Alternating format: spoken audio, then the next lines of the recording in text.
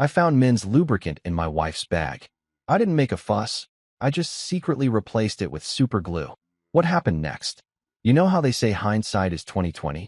Well, let me tell you something. Sometimes foresight can be pretty damn clear too, especially when your gut's been screaming at you for months that something's off. But did I listen? Hell no. I was too busy being the good husband, the trusting fool, the guy who actually believed his wife when she said she was working late for the fourth time that week. It was a Tuesday night, which should have been my first red flag because nothing good ever happens on a Tuesday. I was sprawled on our king-size bed, the one we'd picked out together at that overpriced furniture store where the salesman had the audacity to suggest we'd make beautiful memories on it. Yeah, well, turns out Marissa was making memories all right, just not with me. I was drifting in that weird half-asleep state where you're not quite unconscious, but your brain's already started playing those bizarre pre-dream movies when I heard the shower kick on. Again, this was her second shower of the day, which struck me as odd because Marissa wasn't exactly what you'd call a cleanliness freak. Don't get me wrong, she wasn't gross or anything, but she was more of a shower every other day unless I'm going somewhere important kind of woman. So 2 showers in one day. My subconscious filed that away under things that make you go. The water was still running when something caught my eye. Her handbag sitting on the chair by our dresser, looking like it had exploded. The thing was unzipped, and half its contents were spilling out onto the floor like some kind of suburban crime scene. Lip gloss, receipts, hair ties, and what looked like half the pharmacy's travel size section scattered across our hardwood floor. Now, I'm not usually the type to go rifling through my wife's purse. That's like the cardinal sin of marriage, right up there with leaving the toilet seat up and forgetting anniversaries. But the mess was bothering me, and I figured I'd be the considerate husband and clean it up before she came out and started stress cleaning at midnight like she sometimes did when work got crazy. So there I was, playing Good Samaritan, picking up tampons and breath mints and wondering why women need 17 different lip products that all look exactly the same, when my hand brushed against something that definitely didn't belong in the normal wife stuff category. It was small, cool to the touch, and had that sleek metal feeling that screamed expensive and purposeful. I pulled it out and held it up to the lamplight. A silver tube, maybe 4 inches long, with this minimalist design that looked like something Apple would make if they got into the personal lubricant business. The whole thing was covered in Japanese characters, bold and black against the silver metal. It looked expensive, the kind of thing you don't just pick up at the local CVS between buying milk and cough drops. My first thought was medical.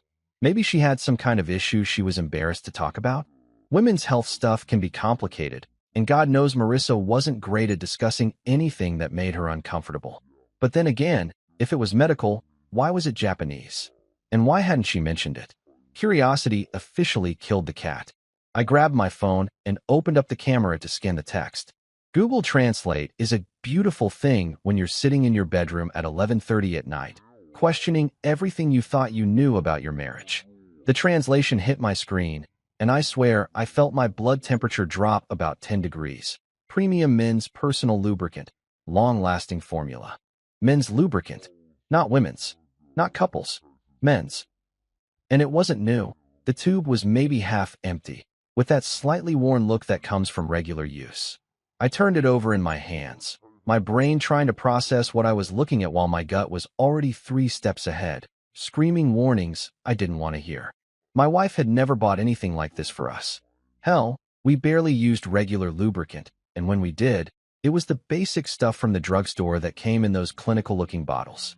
This thing looked like it cost more than our weekly grocery budget, and it sure as hell wasn't something she'd picked up for our bedroom activities. I sat there staring at this tube like it might suddenly sprout legs and explain itself. Maybe there was a logical explanation. Maybe she'd bought it as a gag gift for someone's bachelor party. Maybe it belonged to a friend who'd left it in her purse by mistake. Maybe I was overthinking things because I'd been watching too many true crime documentaries lately. But then my eyes drifted over to her tablet, sitting innocently on the desk where she'd left it after working on some presentation slides earlier. The screen was still glowing, showing her home screen with all those neatly organized app folders she was so proud of. Everything had cute little names like Fun Stuff and Work Tools and Groceries. Wait, groceries? I'd never seen Marissa use a grocery app in my life. The woman who made me drive to 3 different stores because she insisted on getting the good brand of everything suddenly had a grocery folder on her tablet? That was like finding out your vegan friend had a secret hamburger stash. My hands were shaking as I tapped on the folder. Inside was a single app I'd never seen before, some kind of messaging platform with an icon that looked deliberately generic. My thumb hovered over it for what felt like an hour, but was probably 30 seconds. This was it. This was the moment where I either found out I was being paranoid or I found out my entire life was a lie. I opened it. The chat history loaded, and right there at the top was a conversation with someone named Leo. The profile picture was just a silhouette, but the messages. Jesus Christ, the messages. Can't wait to see you Thursday. Got us the usual room at the Marriott. Bring that stuff I like. The silver one. Makes everything so much better. Going to do things to you that your husband never could. I scrolled up, my vision getting blurry around the edges as weeks of messages revealed themselves. Detailed descriptions of hotel rooms, explicit photos I definitely didn't want to see, and references to that exact brand of lubricant currently sitting in my sweating palm. The timestamps were like a punch to the gut. Every late night at the office, every girl's night out, every, I'm too tired tonight, honey. All of it. All of it was lies. The shower was still running, and I could hear Marissa humming some pop song like she didn't have a care in the world. Like she hadn't just blown up our entire marriage with a half-empty tube of Japanese lubricant and a secret chat app hidden in a fake grocery folder. I looked at the tube again, then at the messages, then back at the tube. My hands had stopped shaking and started moving with a clarity I didn't know I possessed. I walked quietly to the kitchen, opened the junk drawer, and pulled out the tube of industrial-grade super glue I'd bought for a home repair project last month.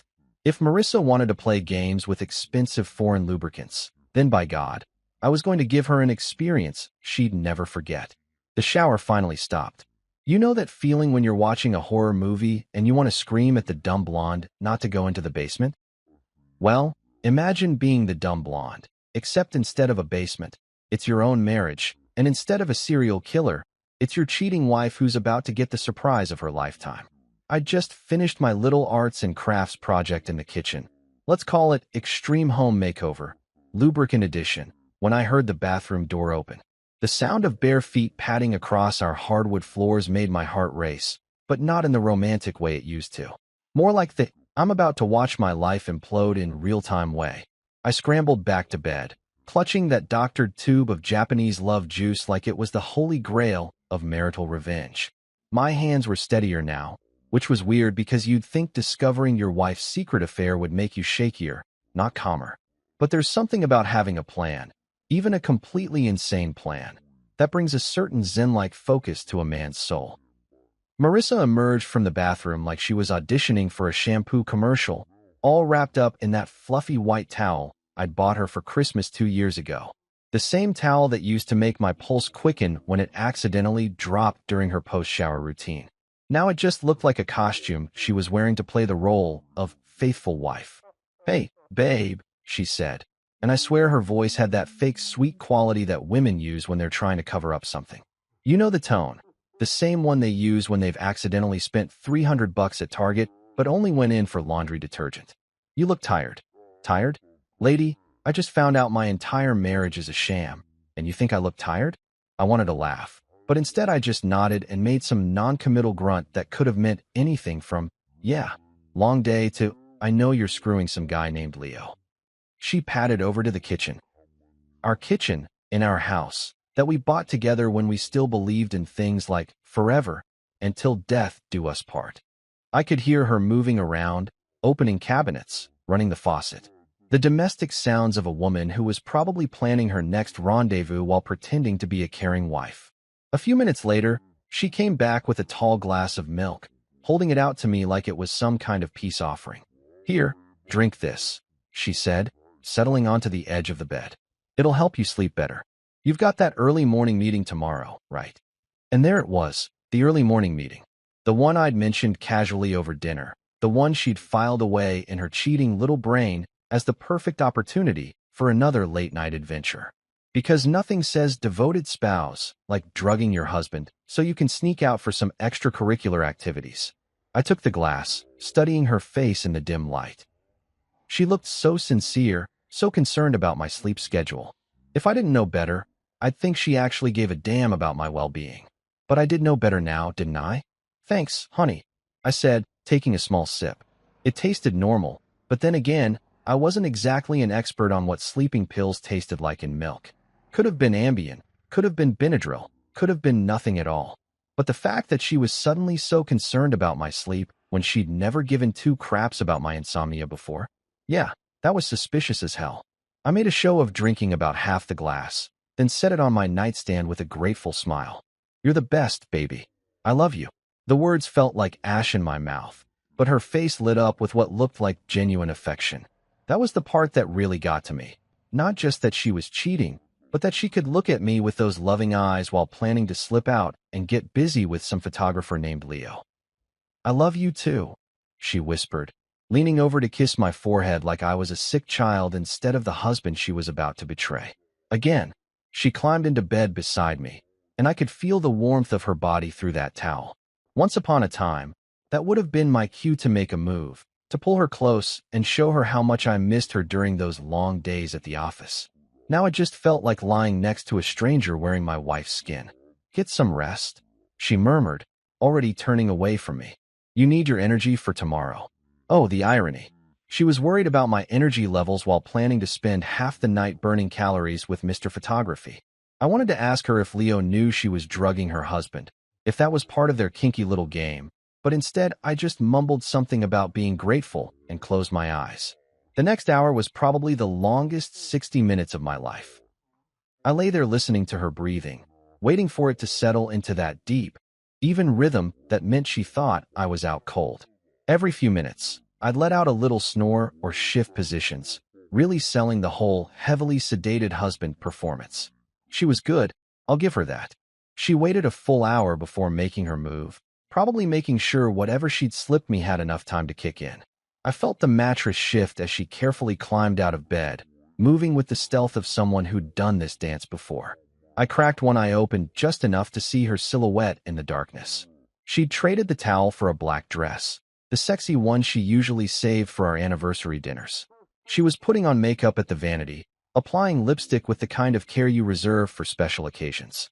At exactly 12:45 a.m., I heard the soft click of our front door opening, then the faint sound of voices in the hallway outside our apartment.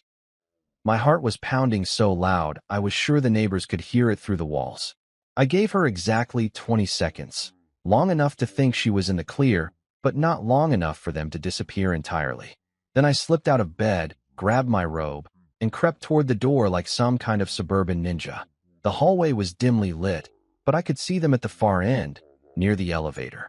Marissa was pressed against the wall, and some tall guy had his hands on either side of her face, kissing her like she was the last woman on earth.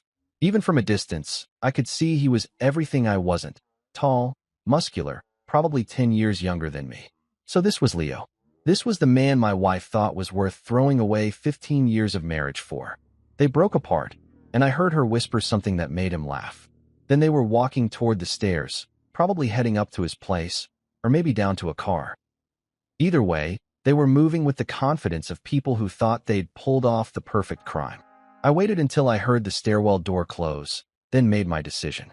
The same clarity that had guided me in the kitchen was back, telling me exactly what I needed to do. I was going to follow them. After all, a man deserves to see exactly what he's losing, right? Let me tell you something about following your cheating wife through your own apartment building at 1 in the morning. It's like being the star of the world's most depressing reality show. Keeping Up with the Adulterers, coming to a streaming service near you, featuring yours truly as the clueless husband who's about to get a front row seat to his own personal hell.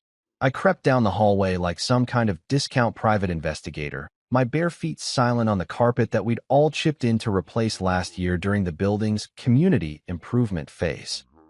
Funny how community improvement doesn't cover preventing your neighbors from screwing your wife, but I guess that's not really a maintenance issue, is it?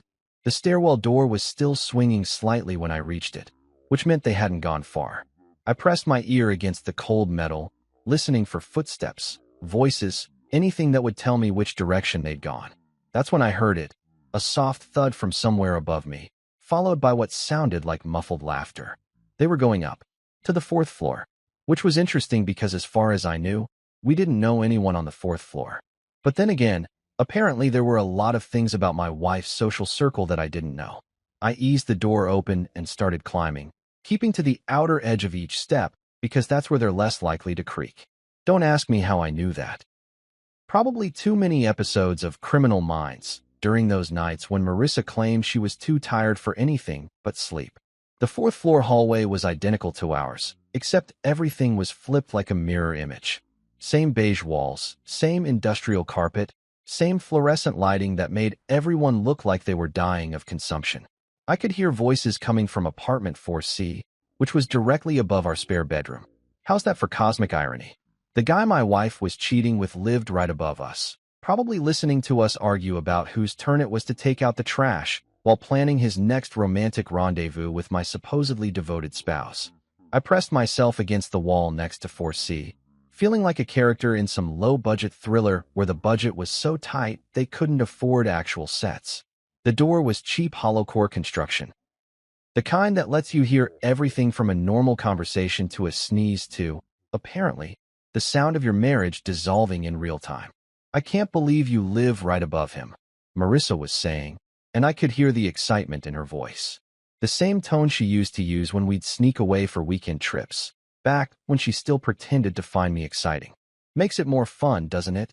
This was Leo's voice, deep, confident, with just a hint of an accent I couldn't place. Probably European. Women always go crazy for European guys, like having a different passport automatically makes you better in bed. God, yes. Sometimes I can hear him watching TV down there, and I just think about you up here, waiting for me. I wanted to vomit, or punch something, or both. Instead, I just stood there like a masochist, listening to my wife discuss how much she enjoyed the geographic convenience of cheating on me. Did you bring what I asked for? Leo's voice again, closer to the door now. Of course. I could practically hear her smiling. I brought what you like. The good stuff. The good stuff. My specially modified tube of Japanese lubricant, now featuring the kind of industrial adhesive that could probably hold a space shuttle together. I had to bite my lip to keep from laughing out loud. There was some rustling, probably Marissa digging through her purse, followed by what sounded like someone opening a tube. My heart was pounding so hard I was sure they could hear it through the wall. Perfect, Leo said. You know how much I love it when you come prepared. Oh, buddy, I thought. You have no idea how prepared she is tonight. I heard footsteps moving away from the door, deeper into the apartment. The voices became muffled, but I could still make out the general tone, playful, flirtatious, building toward what they thought was going to be another successful night of adultery. I pressed my ear harder against the door, straining to hear what was coming next. Part of me wanted to kick the door down and confront them right then and there, to see the look on their faces when they realized their little secret was out. But the other part of me, the part that had carefully replaced the contents of that tube, wanted to wait and see how this played out. The apartment went quiet for a few minutes, which probably meant they were getting down to business. I imagined Leo lying back on whatever cheap furniture he had in there, probably feeling pretty damn pleased with himself for landing a married woman who lived one floor down and brought her own supplies. Then I heard Marissa's voice. Just relax. This is going to be amazing. Famous last words, sweetheart. For about 30 seconds, there was nothing but the kind of sounds you'd expect from two people who thought they were about to have the time of their lives. Some movement, some heavy breathing, the general audio backdrop of two adults about to discover that karma has a really twisted sense of humor. Then everything changed. What the? Leo's voice, sharp and confused. Wait, something's wrong, Marissa said, and I could hear the first note of panic creeping in. What did you do? Leo again, his voice rising. What the hell did you put on me? I don't understand. Marissa sounded genuinely confused, which would have been funny if it wasn't so pathetic. It's the same stuff as always. The silver tube. The Japanese brand you like. Well, something's wrong with it. I can't. We can't. Oh God, we're stuck. And there it was. The moment I'd been waiting for. The sweet sound of two cheaters realizing that their night of passion had turned into a medical emergency. I pressed my face against the door, grinning like a psychopath, listening to their panic escalate. Don't pull. Marissa hissed. You're making it worse. How can I not pull? We're literally glued together. That's impossible. It's lubricant, not glue. Oh, my sweet, stupid wife. If only you knew how wrong you were. The next few minutes were like listening to the world's most satisfying comedy show. They tried everything: water from the kitchen sink, soap from the bathroom, even what sounded like cooking oil. Nothing worked. The industrial-grade super glue was doing exactly what it was designed to do: create a permanent bond between two surfaces. In this case, those surfaces happened to be my cheating wife and her boyfriend. "We need to call someone," Leo said, his voice tight with pain and embarrassment. "Call who? What are we supposed to say?" "I don't know. A doctor? An ambulance?" "Oh God, this is humiliating. You ain't seen nothing yet, honey." After about 40 minutes of increasingly desperate attempts to separate themselves, they finally admitted defeat. I heard Leo make the call. "Yes, we need an ambulance. It's hard to explain. We're kind of stuck together." I decided that was my cue to leave. After all, I didn't want to be standing in the hallway when the paramedics showed up. That would be awkward for everyone involved. But as I headed back toward the stairs, I couldn't help but smile. Phase 1 was complete. Sometimes the universe has a sense of humor that's so twisted, so perfectly calibrated to deliver maximum irony, that you almost have to believe in some kind of cosmic justice.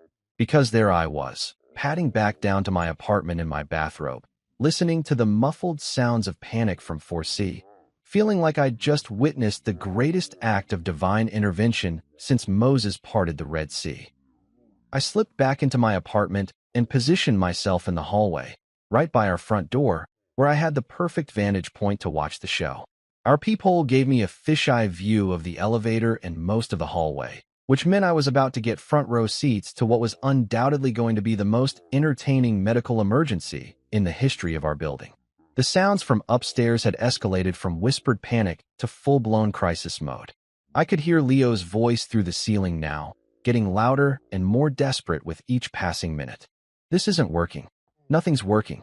Stop yelling," Marissa hissed back, but even her whisper was loud enough to carry through the thin walls. "The neighbors are going to hear." Oh, honey, the neighbors were definitely going to hear. And see.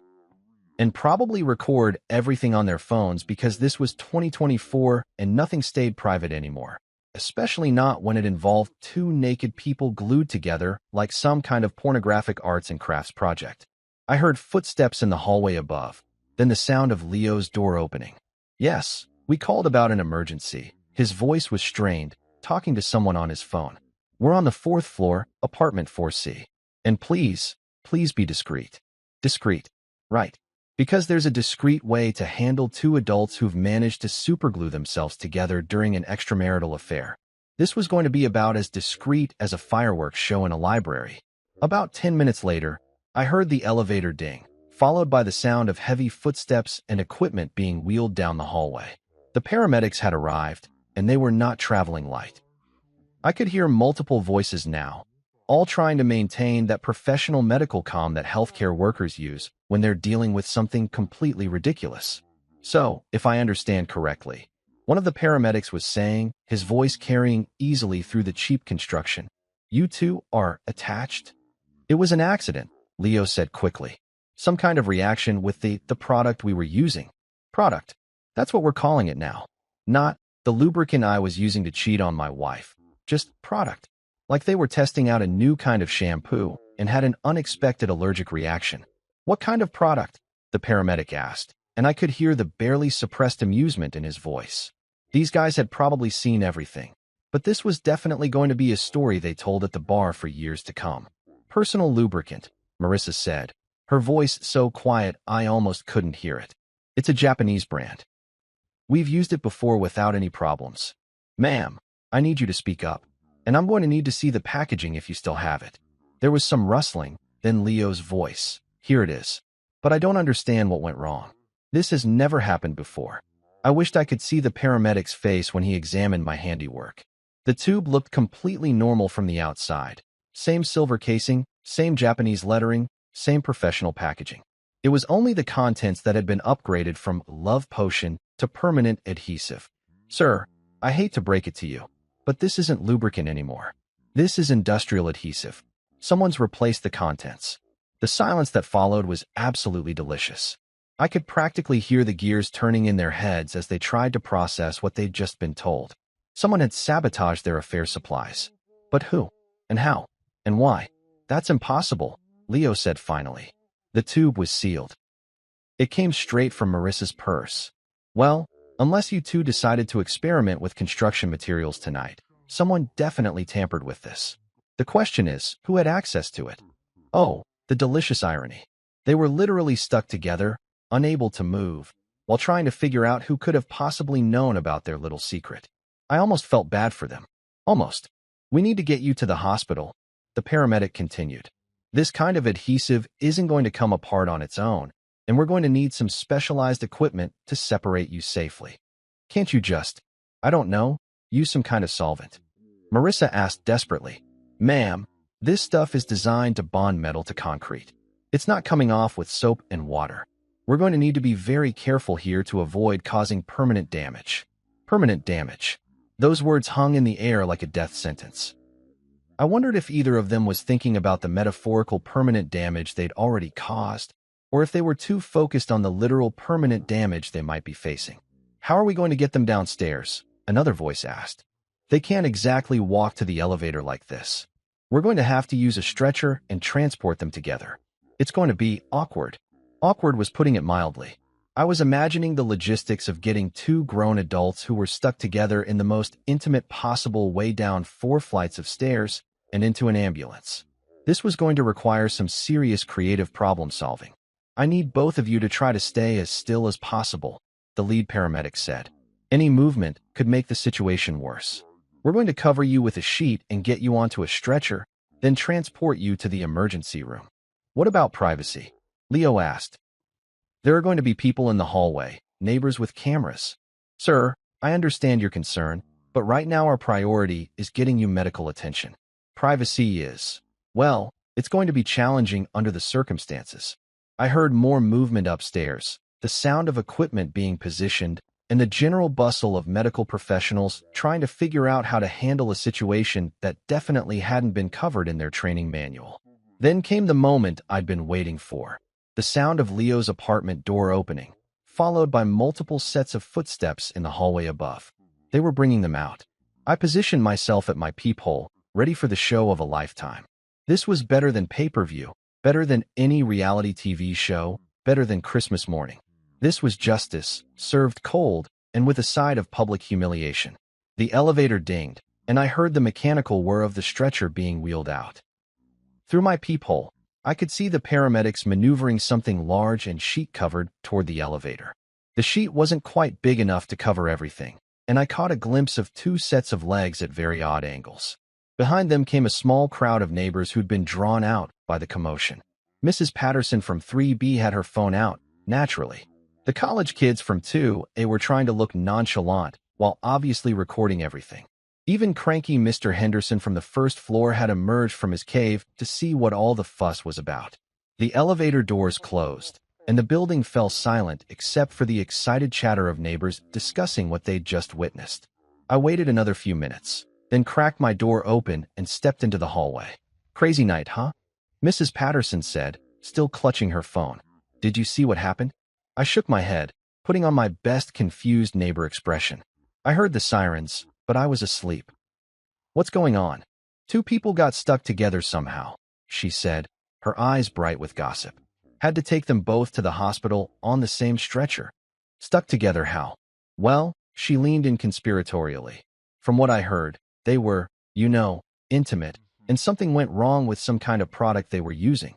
I made appropriate shocked noises and headed back inside, where I poured myself a very large, very well-deserved glass of scotch. Phase 2 was complete. You know what they say about the walk of shame? Well, apparently when you've been surgically separated from your affair partner after being superglued together like some kind of perverted science experiment, it's less of a walk and more of a shuffle. A very careful, very painful shuffle that makes you look like you've been hit by a truck driven by Karma herself. I was sitting at our kitchen table the next morning, sipping my coffee and reading the news on my tablet like any normal husband whose wife hadn't spent the night glued to another man's anatomy, when I heard the key in the lock. It was around 10:30 a.m., which meant they'd been at the hospital for roughly 9 hours. 9 hours of what I could only imagine was the most humiliating medical experience in the history of emergency medicine. The door opened slowly, like whoever was on the other side was afraid of what they might find. Or maybe they were just moving carefully because every step probably felt like walking on broken glass. Either way, it was Marissa who appeared first, and Jesus Christ, she looked like she'd been through a blender. Her hair was a disaster. That perfectly styled look from last night had been replaced by something that screamed, "I've been in a hospital bed for 9 hours trying to explain to medical professionals why I'm attached to a man who isn't my husband." Her makeup was completely gone, leaving her face pale and drawn, with dark circles under her eyes that made her look like she'd aged about 10 years overnight. But it was the way she was moving that really sold the whole "I've made some very poor life choices" aesthetic. She was shuffling like each step was agony, her legs slightly apart in a way that suggested sitting down was going to be an adventure for the foreseeable future. Her dress, that sexy black number she'd put on to seduce Leo, was wrinkled and stained with what looked like hospital-grade antiseptic. "Morning, honey," I said, not looking up from my tablet. "How was your night? You came in pretty late." She froze in the doorway like a deer caught in headlights, probably trying to remember whatever bullshit story she'd prepared during the ambulance ride. There was an emergency at work. A client crisis. I had to stay late to handle it. An emergency. A client crisis. Well, she wasn't wrong. There had definitely been an emergency, and it had definitely created a crisis. Just not the kind she was implying.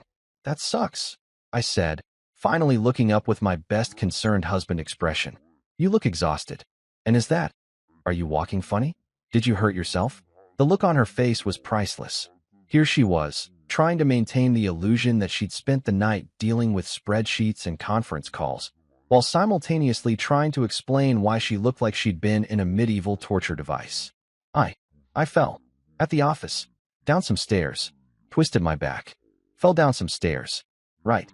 That was definitely one way to describe being surgically separated from your lover after a superglue incident. I had to admire her creativity, even if her execution was lacking. "Oh no. Did you go to the hospital? You should probably get that checked out." "I did," she said quickly. I went to urgent care. They said it was just a strain.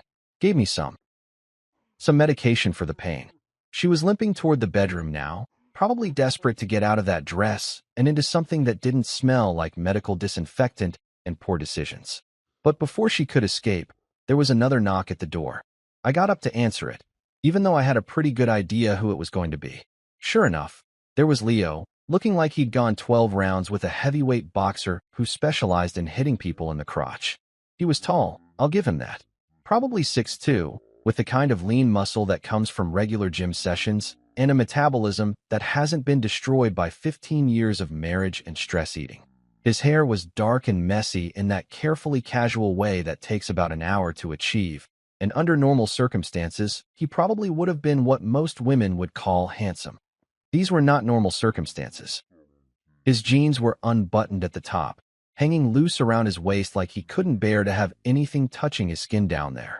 He was moving with the same careful shuffle as Marissa, and his face had that grayish pallor that comes from spending all night in fluorescent lighting while medical professionals discuss your genitals in clinical terms. Hi," he said, his voice hoarse. "Is Marissa here? We need to talk about what happened last night." What happened last night? Like it was some kind of natural disaster that had befallen them, rather than the predictable result of adultery meeting industrial adhesive. "Sure, come on in," I said, stepping aside with a friendly smile. Marissa just got back from work. She had some kind of emergency that kept her out all night. Leo's eyes widened slightly, and I saw him glance toward the bedroom where Marissa had disappeared. He was probably wondering if she'd already spun some elaborate cover story, and if so, what version he was supposed to stick to. "Right," he said slowly. "The work emergency. You know how it is," I continued, closing the door behind him. "Crisis management, damage control, trying to fix things that have gone completely wrong. Sometimes these situations require very delicate handling." I was laying it on thick, but I couldn't help myself. The guy was standing in my living room, probably still feeling the effects of whatever industrial solvent they'd used to separate him from my wife. And he had no idea that I knew exactly what kind of emergency had kept them both busy all night. Marissa emerged from the bedroom wearing sweatpants and an oversized t-shirt, the kind of outfit that screamed, "I am not okay, and I don't want anything touching my body right now." When she saw Leo standing in our living room, her face went through about 17 different expressions in the span of 2 seconds. "Leo," she said, her voice carefully controlled. "What are you doing here? We need to discuss the situation from last night." They were both speaking in code, trying to have a conversation about their medical emergency without actually saying anything that might tip me off. It was like watching two people try to discuss a bank robbery using only words you'd find in a children's book. "Maybe you should sit down," I suggested helpfully. "You both look like you're in pain." The look they exchanged was pure panic. Sitting down was obviously not on the agenda for either of them, which meant the hospital visit had been even more traumatic than I'd imagined. "Actually, I think I need to lie down," Marissa said quickly. "The pain medication is making me dizzy. And I should probably get going," Leo added. "I just wanted to make sure you were okay." "Of course she's okay," I said, putting my arm around Marissa's shoulders. She winced when I touched her, but tried to play it off as fatigue. "My wife is tough. She can handle anything life throws at her." Leo nodded awkwardly and headed for the door, moving like a cowboy who'd spent too many hours in the saddle. I'll call you later." "About the project." "Sure," Marissa said weakly. "The project." After he left, Marissa collapsed onto the couch with a groan that she tried to disguise as a yawn. "I think I'm coming down with something," she said. "Maybe you should sleep in the guest room tonight. I don't want you to catch whatever I have." Oh, I was pretty sure what she had wasn't contagious. Unless stupidity and adultery were communicable diseases, which, come to think of it, might explain a lot about human behavior. "Of course, honey," I said, bringing her a glass of water. "You just rest. I'll take care of everything." And I would. Starting with planning phase 3. They say revenge is a dish best served cold, but I've always been more of a serve it blazing hot with a side of public humiliation kind of guy. Besides, when your cheating wife is already walking like she's been kicked by a mule, why not add a little spice to her recovery process? I spent the rest of that afternoon playing the role of devoted husband with the kind of Oscar-worthy performance that would have made Meryl Streep weep with envy. I brought Marissa pillows, adjusted the thermostat, asked if she needed anything every 20 minutes, and generally behaved like a man whose biggest concern was his wife's mysterious, work-related injury. She was milking it for all it was worth, of course. Every movement was accompanied by a wince. Every position change required a dramatic intake of breath, and she developed this pathetic little whimper that she deployed whenever she thought I wasn't looking directly at her. It was like watching a one-woman production of The Suffering Wife, performed by someone who'd never actually experienced real suffering, but had watched a lot of soap operas. "I think I need to eat something," she said around 4 p.m., speaking from her position on the couch, where she'd been arranged like some kind of wounded princess. "But my stomach is really sensitive right now. Maybe something light." Oh, her stomach was sensitive? How interesting. I wondered if that had anything to do with the stress of spending 9 hours in a hospital explaining to medical professionals why she was anatomically connected to a man who wasn't her husband, or if it was just a side effect of whatever painkillers they'd given her. "Of course, baby," I said, already heading toward the kitchen. "I'll make something special. You just rest." Something special indeed. I'd been planning this meal since she'd shuffled through our front door, looking like a walking advertisement for the consequences of adultery. It was going to be a symphony of spice, a carefully orchestrated assault on her already compromised digestive system. I started with lamb skewers, but these weren't your garden variety barbecue fare. I marinated the meat in a blend that would have made a jalapeno pepper file a restraining order. Ghost pepper powder, Carolina Reaper flakes, habanero sauce, and enough cayenne to strip paint. Then I added some Thai bird's eye chilies for texture and a generous helping of wasabi paste, because why the hell not? While the lamb was absorbing its payload of thermal warfare, I moved on to the garlic prawns. Now, I love garlic as much as the next guy, but this was garlic with a purpose. I used about 10 cloves where a normal recipe would call for 2, then added garlic powder, garlic salt, and some black garlic I'd been saving for a special occasion. The prawns were swimming in enough garlic to ward off every vampire in a 5-state radius. But the piece de resistance was the chili crab. I'd ordered it from that Singaporean place downtown, the one that advertises their authentic volcanic heat and makes you sign a waiver before they'll serve you their spiciest dishes. This wasn't just food.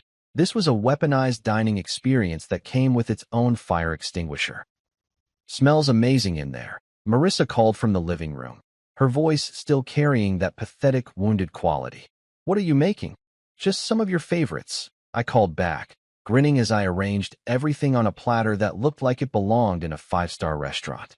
"I know you've been stressed lately, so I wanted to do something special." "Stressed?" "Right. Nothing quite like being surgically separated from your lover to really ramp up those stress levels." I brought the feast out on a tray, complete with cloth napkins and our good silverware. The presentation was beautiful, restaurant-quality plating that disguised the fact that I'd essentially created a meal designed to torture someone with compromised internal geography. "Oh wow," Marissa said, struggling to sit up straighter on the couch. "This looks incredible. You really didn't have to go to all this trouble." "No trouble at all," I assured her, settling the tray on the coffee table within easy reach. "I know how much you love spicy food, and after the night you've had, I figured you could use some comfort food." That was the beauty of my plan. Marissa did love spicy food. Under normal circumstances, she could handle heat that would send most people running for milk. But these weren't normal circumstances, were they? Her entire digestive system was probably already in revolt from stress, painkillers, and whatever hospital food they'd forced on her during her extended stay in medical hell. She took her first bite of the lamb, and I watched her face like a hawk studying a field mouse. For a split second, her expression was pure appreciation. The meat was perfectly cooked, the flavors were complex and well-balanced, and under any other circumstances, it would have been a genuinely excellent meal. Then the heat hit. It started as a slight widening of her eyes, followed by a pause in her chewing, then a very careful swallow that suggested she was already regretting her life choices. But she was committed now, trapped by the need to maintain her everything is fine facade. "This is really good," she said, reaching for her water glass with movements that were just a little too quick to be casual. "Very flavorful." Flavorful. That was one way to put it. She gamely worked her way through the prawns, each bite requiring more water and longer pauses. The garlic was doing its job. I could see beads of sweat forming on her forehead despite the fact that our apartment was kept at a comfortable 72 degrees. But it was the chili crab that really sealed the deal. She took one bite, and I watched her entire body tense like she'd been hit with a cattle prod. Her face went red, then white, then an interesting shade of green that I'd never seen on a human being before.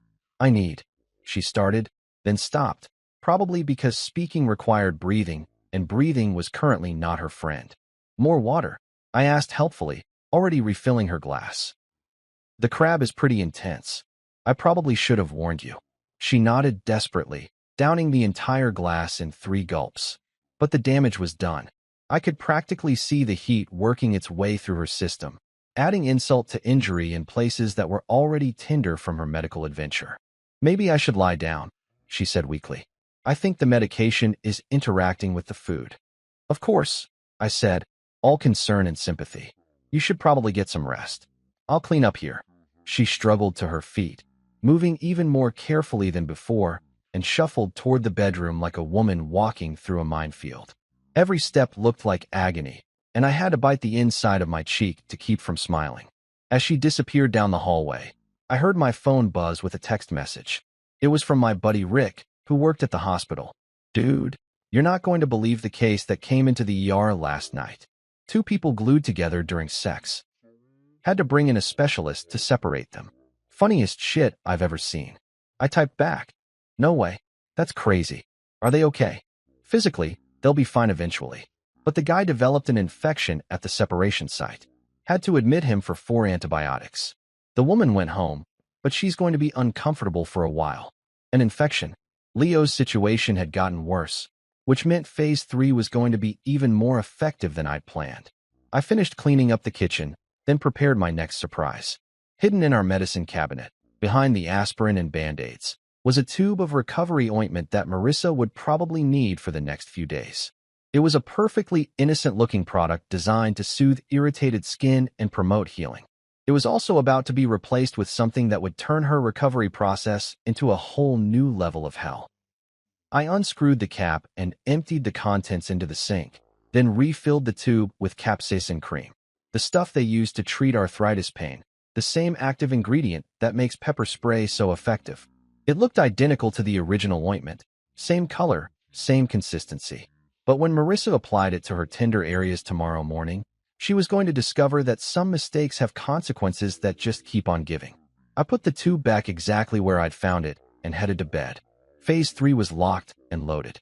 You know that moment in horror movies when the victim finally realizes they're not dealing with a random accident, but with someone who's been planning their demise all along? Well, I got to witness that exact moment in real time, and let me tell you, it was more satisfying than a perfectly aged scotch on a cold winter night. It started around 6 a.m. with a scream that could have woken the dead. Not just any scream.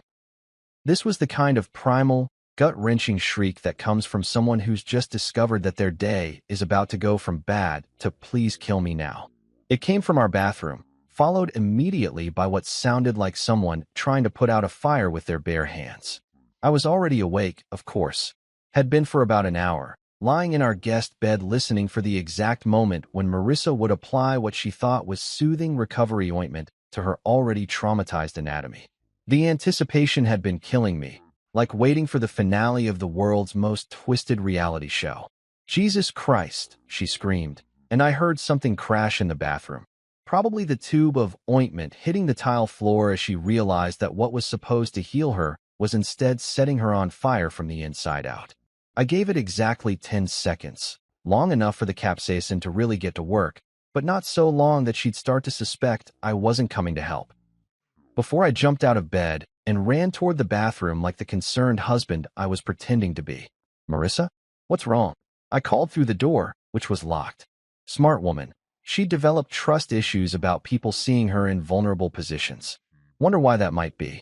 "Something's wrong with the medicine," she gasped between what sounded like hyperventilating. "It's burning. Oh God, it's burning." "What medicine? The ointment from the hospital?" "Yes." "No. I don't know. Make it stop." I could hear water running, which meant she was probably trying to rinse off the cream.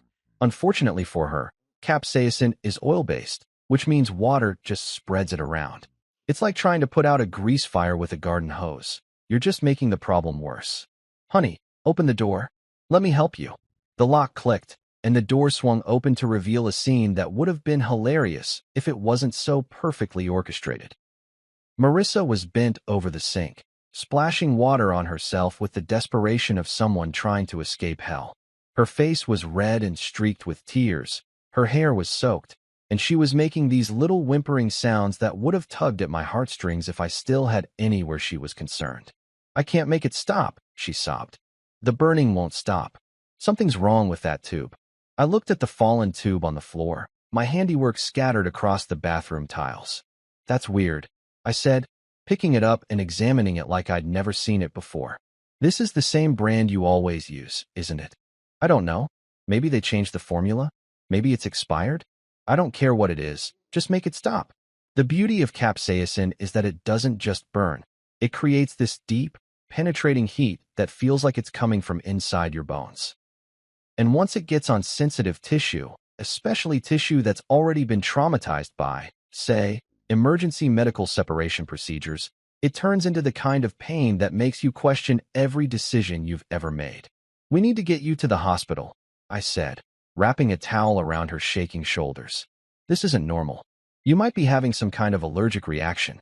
"I can't go back there," she whispered. "Not again. Not after last night." Ah, there it was. The admission that last night had been something more than a work emergency. She was so focused on the burning sensation between her legs that she'd let her guard down and revealed that she had reasons to avoid the hospital beyond simple embarrassment. "Honey, this is serious. You're in real pain, and I'm worried about infection or complications from your fall yesterday." Her fall. Right. We were still maintaining that fiction, even though she was currently experiencing what felt like napalm being applied to her most intimate areas. "I can't," she said again, but I could see the resolve cracking.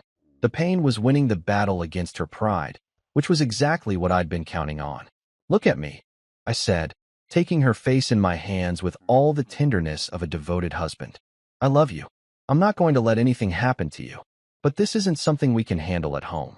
The drive to the hospital was a symphony of suffering. Marissa couldn't sit properly in the passenger seat. She was half lying, half crouching, trying to find a position that didn't make the burning worse. Every bump in the road sent her into fresh waves of agony, and she was gripping the door handle so hard I thought she might rip it off. How did this happen? She kept asking. How did this happen? If only she knew the answer to that question. If only she understood that every moment of pain she was experiencing was a direct result of choices she'd made, lies she'd told, and trust she'd broken. But that level of self-awareness was probably beyond her capabilities right now. We pulled up to the emergency room entrance, the same one she'd been wheeled out of less than 12 hours earlier, still attached to her lover like some kind of pornographic Siamese twin. The irony wasn't lost on me, and I had to suppress a smile as I helped her out of the car. The triage nurse took one look at Marissa's condition and immediately escalated her to a private room. Being a repeat customer definitely had its advantages, especially when your previous visit involved being surgically separated from someone who wasn't your spouse. Dr. Martinez, the same physician who'd overseen the separation procedure, walked in with an expression that suggested he was either having the strangest week of his medical career or he'd entered some kind of alternate universe where people's sex lives had declared war on basic anatomy. "Mrs. Thompson," he said, consulting his chart. "Back so soon. What seems to be the problem?" Marissa tried to explain about the ointment, the burning, the reaction she was having. Dr. Martinez listened with the kind of professional patience that comes from years of dealing with medical mysteries, but I could see the concern growing in his eyes as he examined her. "This level of inflammation is severe," he said finally. "The tissue damage from yesterday's procedure, combined with what appears to be a chemical burn, has created a potentially serious situation." Chemical burn. Those words hung in the air like a death sentence. "Are you certain about the ointment you used?" he asked. "Because this reaction is consistent with exposure to capsaicin or a similar irritant." Marissa looked confused, which was understandable since she had no idea that her loving husband had been conducting chemistry experiments with her recovery supplies. "I used the same tube I always use," she said weakly. "But something was wrong with it." Dr. Martinez nodded thoughtfully. "Given the extent of the damage and the risk of infection, I'm going to recommend surgical intervention. We need to remove the affected tissue before necrosis sets in." Necrosis. That was a word that commanded attention. It meant tissue death, permanent damage, the kind of consequences that don't just heal with time and good intentions. "Surgery." Marissa's voice was barely a whisper. "I'm afraid so. The combination of yesterday's trauma and today's chemical exposure has created a situation where conservative treatment isn't going to be sufficient. We need to excise the damaged tissue and give you the best chance for proper healing." I squeezed her hand supportively. "Whatever you think is best, doctor. We just want her to be okay." The consent forms were brought in, and I watched Marissa sign away pieces of herself with trembling hands. She was crying now, not just from the physical pain, but from the dawning realization that her body was going to be permanently changed by the events of the last 24 hours. "How long will the recovery take?" I asked, playing the concerned husband to perfection. "Several weeks at minimum," Dr. Martinez replied. "And there will be permanent changes. Some sensation may never return to normal." Permanent changes. Some sensation may never return to normal. I filed those phrases away for future reference, feeling a deep satisfaction that had nothing to do with the sterile hospital environment and everything to do with justice finally being served. As they wheeled Marissa toward the operating room, she grabbed my hand one last time. "I love you," she said, her voice thick with sedation and fear. "I love you too," I replied, and for the first time in months, I actually meant it. I loved this version of her, vulnerable, consequences facing, finally paying the price for her betrayals. The surgery took 3 hours, and when Dr. Martinez came out to speak with me, his expression was grave. "We were able to remove all the damaged tissue," he said. "But the extent of the excision was more significant than we initially anticipated. She's going to need extensive follow-up care, and there will be permanent functional changes." I nodded solemnly, like a devoted husband receiving devastating news about his beloved wife. Inside, I was already planning phase 4. There's something deeply poetic about serving divorce papers to your cheating wife while she's lying in a hospital bed, hooked up to an 4 drip and recovering from surgery that removed pieces of her body as a direct result of her own infidelity. It's like the universe finally decided to get involved in writing the perfect ending to a really fucked up love story. I'd spent the morning at my lawyer's office, finalizing documents that had been prepared with the kind of meticulous attention to detail that would make a Swiss watchmaker weep with envy. Every clause, every stipulation, every legal maneuver designed to ensure that Marissa walked away from our marriage with exactly what she deserved. Nothing. Well, almost nothing. She'd get to keep the medical bills.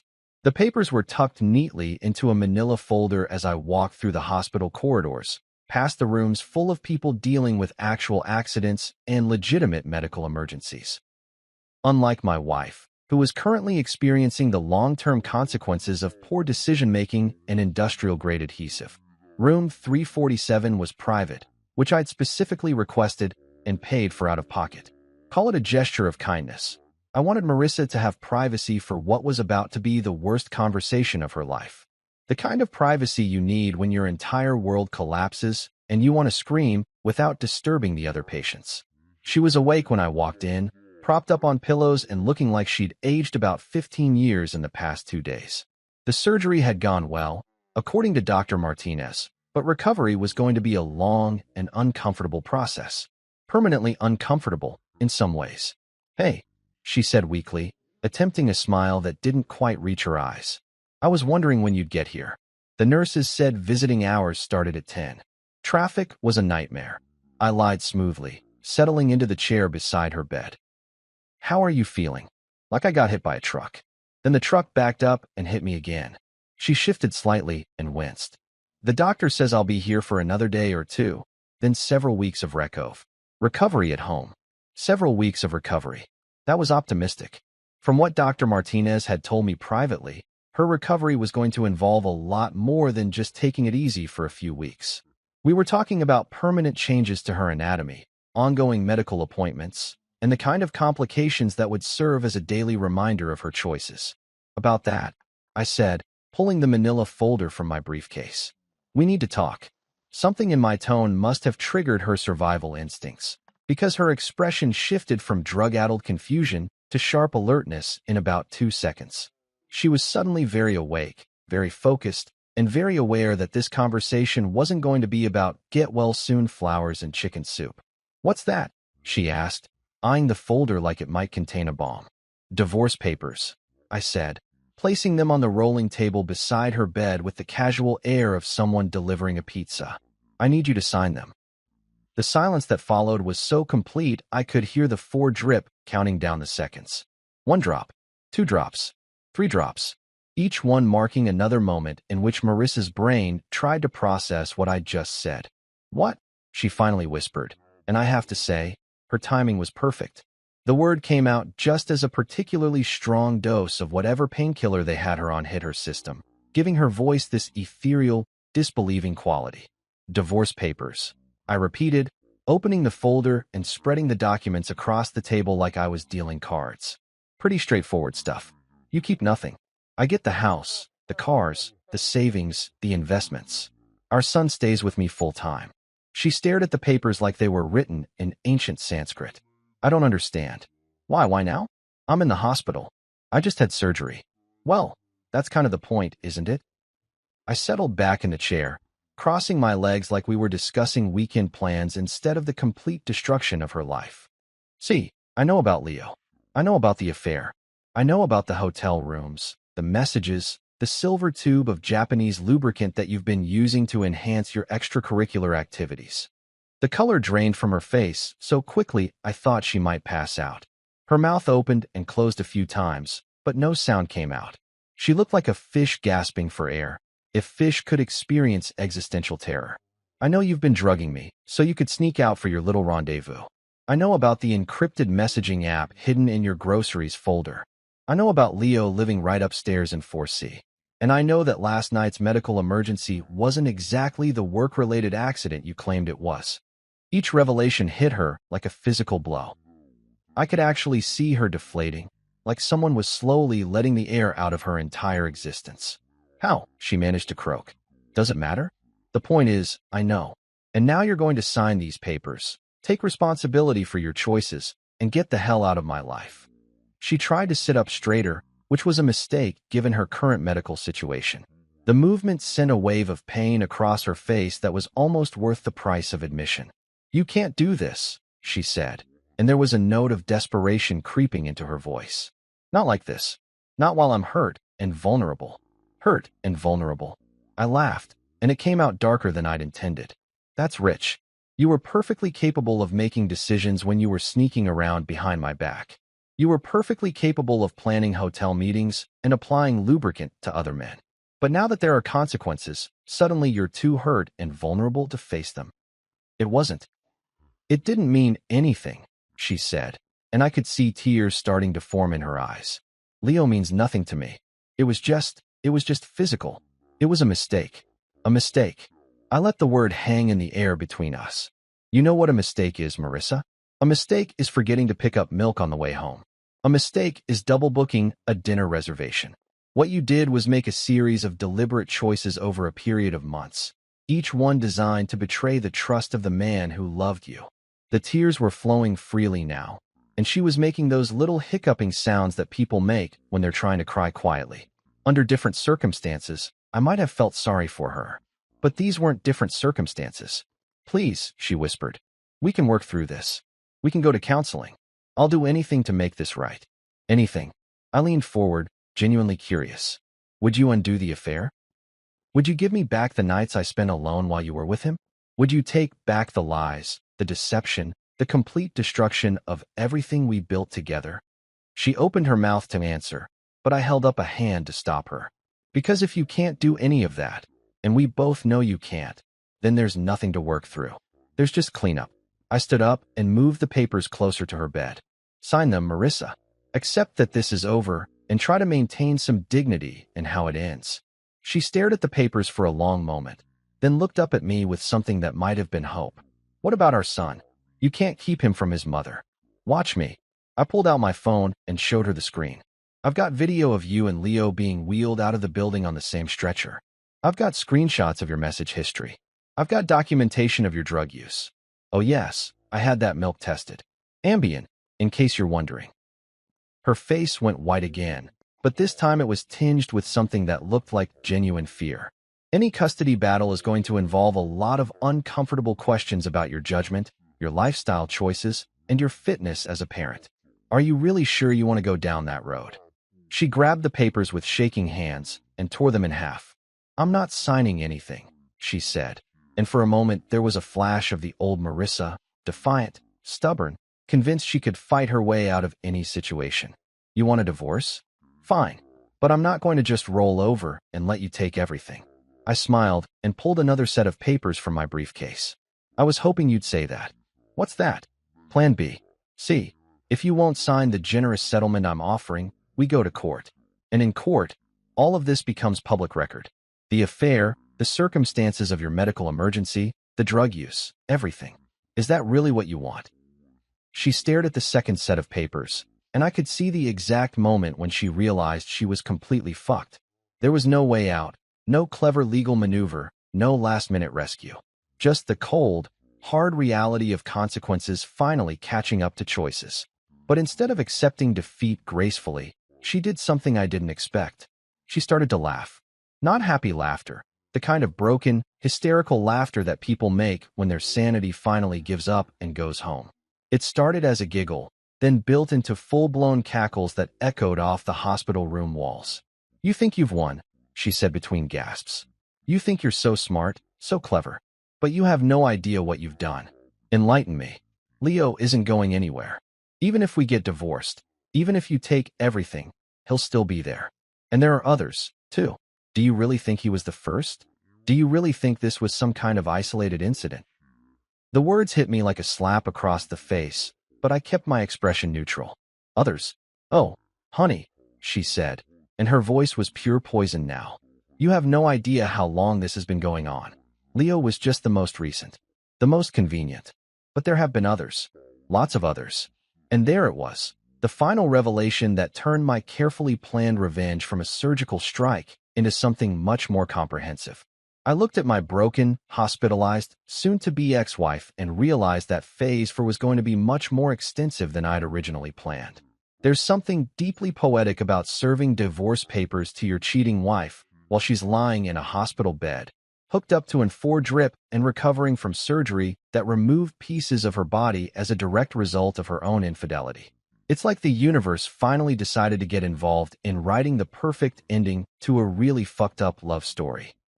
I'd spent the morning at my lawyer's office, finalizing documents that had been prepared with the kind of meticulous attention to detail that would make a Swiss watchmaker weep with envy.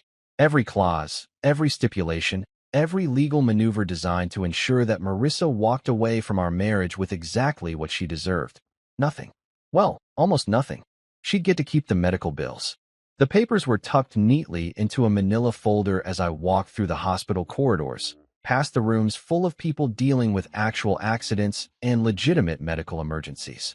Unlike my wife, who was currently experiencing the long-term consequences of poor decision-making and industrial-grade adhesive. Room 347 was private, which I'd specifically requested and paid for out of pocket. Call it a gesture of kindness. I wanted Marissa to have privacy for what was about to be the worst conversation of her life. The kind of privacy you need when your entire world collapses and you want to scream without disturbing the other patients. She was awake when I walked in, propped up on pillows and looking like she'd aged about 15 years in the past 2 days. The surgery had gone well, according to Dr. Martinez, but recovery was going to be a long and uncomfortable process. Permanently uncomfortable in some ways. "Hey," she said weakly, attempting a smile that didn't quite reach her eyes. "I was wondering when you'd get here. The nurses said visiting hours started at 10. Traffic was a nightmare." I lied smoothly, settling into the chair beside her bed. "How are you feeling?" "Like I got hit by a truck." Then the truck backed up and hit me again. She shifted slightly and winced. "The doctor says I'll be here for another day or two, then several weeks of recovery at home." Several weeks of recovery. That was optimistic. From what Dr. Martinez had told me privately, her recovery was going to involve a lot more than just taking it easy for a few weeks. We were talking about permanent changes to her anatomy, ongoing medical appointments, and the kind of complications that would serve as a daily reminder of her choices. "About that," I said, pulling the manila folder from my briefcase. "We need to talk." Something in my tone must have triggered her survival instincts, because her expression shifted from drug-addled confusion to sharp alertness in about 2 seconds. She was suddenly very awake, very focused, and very aware that this conversation wasn't going to be about get-well-soon flowers and chicken soup. "What's that?" she asked, eyeing the folder like it might contain a bomb. "Divorce papers," I said, placing them on the rolling table beside her bed with the casual air of someone delivering a pizza. "I need you to sign them." The silence that followed was so complete I could hear the 4 drip counting down the seconds. 1 drop, 2 drops, 3 drops, each one marking another moment in which Marissa's brain tried to process what I'd just said. "What?" she finally whispered, and I have to say, her timing was perfect. The word came out just as a particularly strong dose of whatever painkiller they had her on hit her system, giving her voice this ethereal, disbelieving quality. "Divorce papers," I repeated, opening the folder and spreading the documents across the table like I was dealing cards. "Pretty straightforward stuff. You keep nothing. I get the house, the cars, the savings, the investments. Our son stays with me full-time." She stared at the papers like they were written in ancient Sanskrit. "I don't understand." Why now?" "I'm in the hospital. I just had surgery." "Well, that's kind of the point, isn't it?" I settled back in the chair, crossing my legs like we were discussing weekend plans instead of the complete destruction of her life. "See, I know about Leo. I know about the affair. I know about the hotel rooms, the messages, the silver tube of Japanese lubricant that you've been using to enhance your extracurricular activities." The color drained from her face so quickly I thought she might pass out. Her mouth opened and closed a few times, but no sound came out. She looked like a fish gasping for air, if fish could experience existential terror. "I know you've been drugging me, so you could sneak out for your little rendezvous. I know about the encrypted messaging app hidden in your groceries folder. I know about Leo living right upstairs in 4C. And I know that last night's medical emergency wasn't exactly the work-related accident you claimed it was." Each revelation hit her like a physical blow. I could actually see her deflating, like someone was slowly letting the air out of her entire existence. How? She managed to croak. Does it matter? The point is, I know. And now you're going to sign these papers, take responsibility for your choices, and get the hell out of my life. She tried to sit up straighter, which was a mistake given her current medical situation. The movement sent a wave of pain across her face that was almost worth the price of admission. You can't do this, she said, and there was a note of desperation creeping into her voice. Not like this. Not while I'm hurt and vulnerable. Hurt and vulnerable. I laughed, and it came out darker than I'd intended. That's rich. You were perfectly capable of making decisions when you were sneaking around behind my back. You were perfectly capable of planning hotel meetings and applying lubricant to other men. But now that there are consequences, suddenly you're too hurt and vulnerable to face them. It wasn't. It didn't mean anything, she said, and I could see tears starting to form in her eyes. Leo means nothing to me. It was just physical. It was a mistake. A mistake.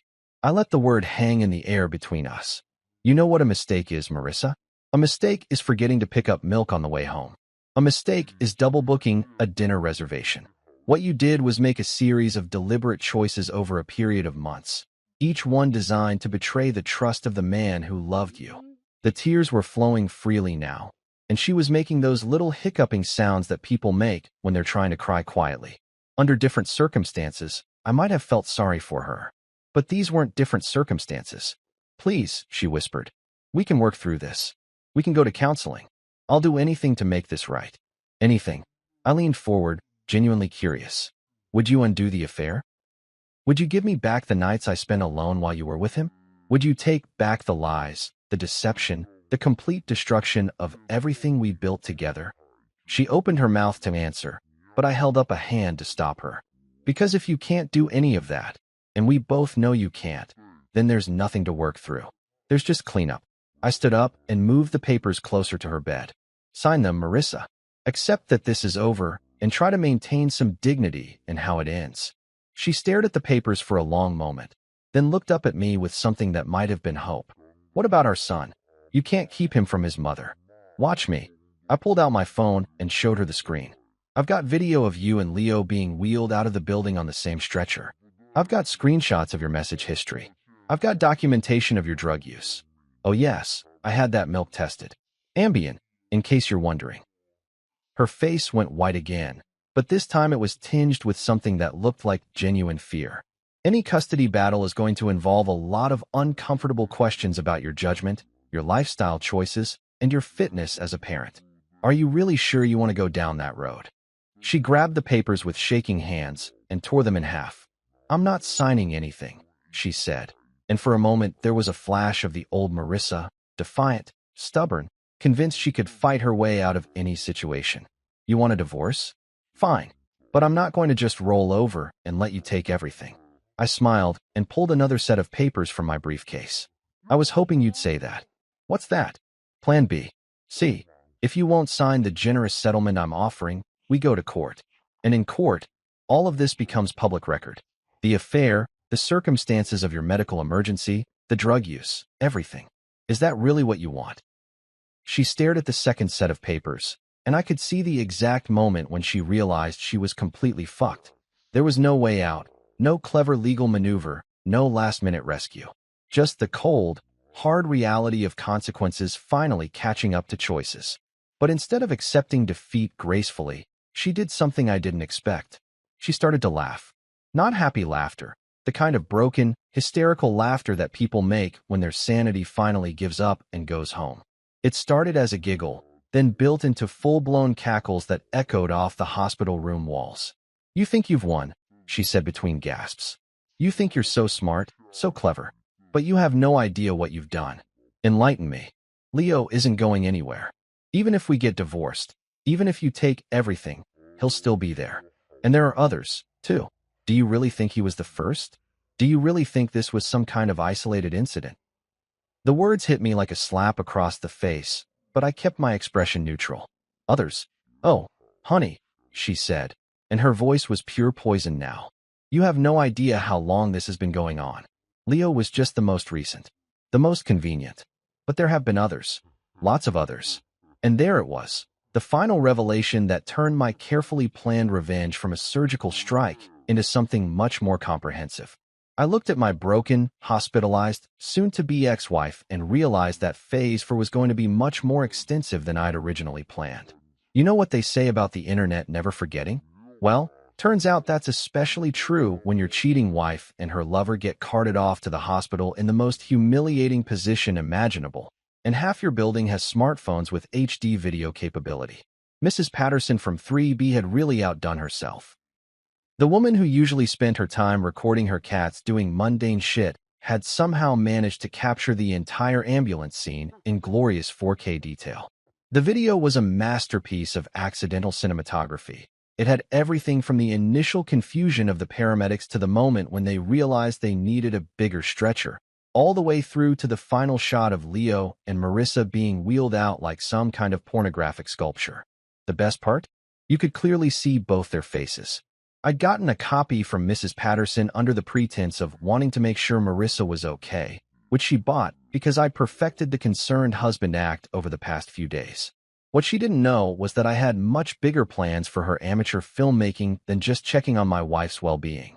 Within 6 hours of getting the video, I'd created accounts on every major social media platform: TikTok, Instagram, Twitter, Facebook, Reddit, the whole digital ecosystem where shame goes to multiply like bacteria in a petri dish. The video was uploaded with carefully crafted captions that told just enough of the story to make it go viral without actually getting me sued for defamation. "When cheating goes horribly wrong" was the caption that really took off. Simple, direct, and guaranteed to make people hit the share button faster than you could say karma's a bitch. The internet, as it turns out, has an endless appetite for watching other people's lives implode in spectacular fashion. Within 12 hours, the video had been viewed over 500,000 times. By day 2, it was trending on 3 different platforms. By day 3, it had spawned reaction videos, compilation clips, and even a few remix versions set to popular songs. But the real magic happened when people started recognizing them. "Holy shit, that's Leo from Flex Fitness," was one of the first comments that got my attention. Apparently, Leo was some kind of Instagram fitness influencer with a decent following who marketed himself as a relationship coach and lifestyle guru. The irony was so thick you could cut it with a knife. Within hours, someone had doxed him completely. His full name, his gym, his Instagram account, his business website, everything laid bare for the internet to examine and judge. And judge they did. His gym fired him before the week was out. Apparently, being internet famous for getting glued to a married woman during an affair wasn't the kind of publicity they were looking for. His Instagram account got flooded with comments ranging from helpful suggestions about better lubricant choices to detailed descriptions of what people thought should happen to cheaters. But Leo's public execution was nothing compared to what happened to Marissa. Someone recognized her from the parent-teacher conferences at our son's school. Another person knew her from her book club. A third identified her from the local yoga studio where she'd been a regular for years. Once her identity was out there, it spread like wildfire through our social circles. Her phone started ringing constantly. Reporters, bloggers, random internet strangers who'd somehow gotten her number. She'd made the mistake of keeping all her social media accounts public, which meant everyone could see her carefully curated life of perfect wife and mother posts going back years. The contrast between her online persona and the reality of what everyone had just witnessed was comedy gold for the internet trolls. They started posting side-by-side comparisons. Marissa's Instagram post about date night with my amazing husband next to a screenshot from the ambulance video. Her Facebook post about loyalty and trust in marriage, paired with a still frame of her being wheeled away attached to another man. Her friends started distancing themselves one by one. The book club mysteriously had scheduling conflicts every time she tried to join their meetings. The yoga studio suddenly couldn't find her membership in their system. Even the grocery store cashiers started giving her looks that could freeze hell. But the real masterpiece came when I discovered something that made Leo's affair look like amateur hour. Hidden in her tablet's browsing history, I found evidence of something that made my blood run cold and my revenge plans expand exponentially. She hadn't been lying about there being others. Lots of others. There was an entire network. a private group that operated through encrypted apps and exclusive websites, catering to married people looking for discreet encounters. It wasn't just casual cheating. This was organized, systematic adultery with membership fees, background checks, and regular events. Marissa had been a premium member for over 3 years. 3 fucking years. The evidence was all there. Hotel receipts, membership confirmations, even reviews she'd written about other members. She'd been living a completely double life, and I'd been too stupid and trusting to see it.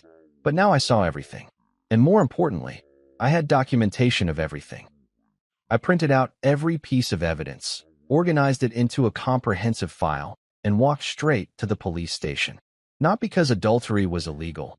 It's not, unfortunately, but because the network itself was involved in some activities that definitely crossed legal lines. Tax evasion, for starters. The membership fees weren't being reported as income by the organizers. Then there was the prostitution angle. Some members were paying others for services, which made it a commercial operation. And the real kicker, several members were using company credit cards and expense accounts to fund their activities, which meant embezzlement and fraud. Detective Morrison listened to my story with the expression of someone who'd thought he'd seen everything, but was rapidly discovering he was wrong. When I finished laying out the evidence, he just sat there for a moment, shaking his head. "This is going to bring down a lot of people," he said finally. "Good," I replied. "It should." Within a week, the investigation had expanded to include the FBI. Apparently, the network operated across state lines, which made it federal jurisdiction. Assets were frozen, arrests were made, and suddenly Marissa wasn't just dealing with public humiliation, she was looking at potential criminal charges. The local news picked up the story, and our little suburban scandal became a cautionary tale about modern marriage and digital infidelity. Marissa's picture was on the evening news, identified as a key figure in a multi-state adultery ring. She stopped leaving the house entirely, stopped answering her phone, stopped responding to emails or texts. She'd become a prisoner in our own home, afraid to face a world that now knew exactly who she really was. And Leo? He'd disappeared entirely, skipped town, closed his social media accounts, vanished like he'd never existed. Smart move, actually. The internet has a long memory, but it gets distracted easily if you remove yourself from the equation. But Marissa couldn't disappear. She had too many connections, too many responsibilities, too much evidence tying her to everything. She was trapped, and she knew it. Phase 4 was exceeding all expectations. 3 weeks later, Leo made the mistake of coming back. I was sitting in my living room, enjoying my morning coffee and the kind of peaceful silence that comes from having a house to yourself, when I heard the familiar sound of raised voices from the front yard. Through the window, I could see Leo standing on our porch, gesticulating wildly at Marissa, who was blocking the doorway like she was protecting Fort Knox instead of our suburban shithole. The guy looked like he'd been living rough, unshaven, clothes wrinkled, that desperate edge that comes from having your entire life implode on social media. Apparently, disappearing hadn't worked out as well as he'd hoped. The internet may have a short attention span, but debt collectors and angry gym owners have much longer memories. "You owe me 20 grand, he was shouting, loud enough for the neighbors to hear. "Medical bills, lost income, legal fees. This is all your fault." Marissa's voice was sharp and bitter when she replied. "My fault? You're the one who suggested using that stuff in the first place. I didn't tell you to bring goddamn superglue." There it was, the admission I'd been waiting for. Even better, Mrs. Patterson was already on her balcony with her phone out, probably live streaming the whole thing. Some people never learn. The argument escalated quickly from there. Leo shoved past Marissa into the house, and she followed him, their voices carrying through the thin walls as they continued their blame game inside our home. My home, technically, since the divorce papers had finally gone through. I could hear them moving around upstairs, probably in what used to be our bedroom. Leo's voice was getting louder, more aggressive, while Marissa was fighting back with the kind of vicious anger that comes from having nothing left to lose. Then I heard the slap, then the crash, then more shouting, followed by what sounded like furniture being thrown around. I waited exactly 5 minutes before calling my contact at the police department. "Hey, Detective Morrison? Yeah, it's happening again. Same address. Domestic disturbance, possible assault. You might want to send a couple units." The police arrived just as Leo came stumbling out of the house, clutching his face where Marissa had apparently connected with something heavy.